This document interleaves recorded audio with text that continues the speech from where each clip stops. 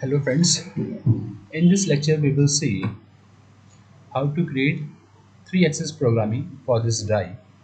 And here I have a part stock, this is my stock, and some clamp and table.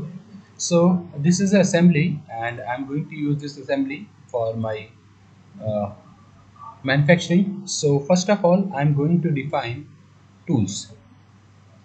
So here, first I'm going to create the cavity mill, then rest milling, then floor and wall, and then finishing.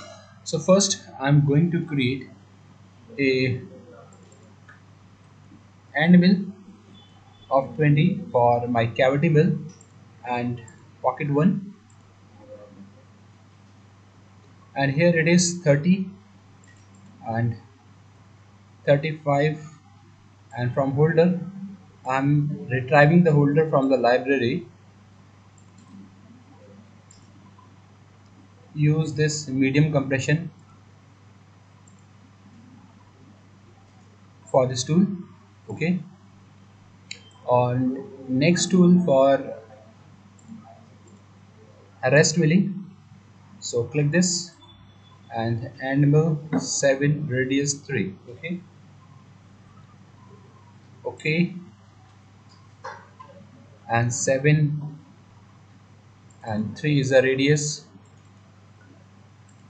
flute length 30, and here it is 70, and from holder I'm retrieving holder from the library, so click, and small one is my holder, and I'm going to add some offset.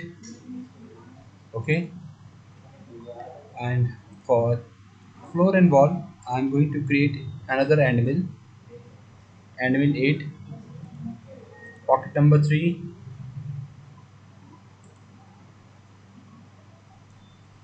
8, and here it is 30 and 70, and go to holder, and small holder I'm going to use. Okay, and okay, now for finishing I'm selecting this ball mill 8, pocket number 4,